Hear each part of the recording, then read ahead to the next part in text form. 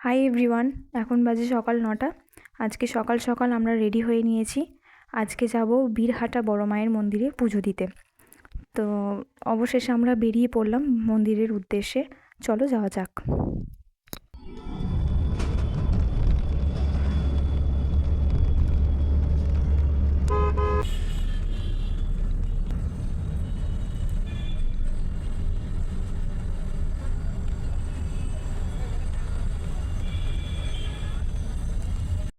এই হচ্ছে বর্ধমানের সেই বিখ্যাত কার্জন গেট, যেটা বিজয় তোরণ নামেও পরিচিত।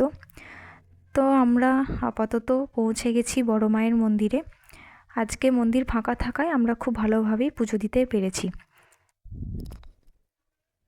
বড় মায়ের মন্দিরের সামনেই রয়েছে একটি দুর্গা মন্দির, যেটি শ্বেত পাথরের তৈরি। খুব সুন্দর একটি মূর্তি। চলো মন্দিরটা তোমাদের একটু ঘুরিয়ে দেখিয়ে নিই।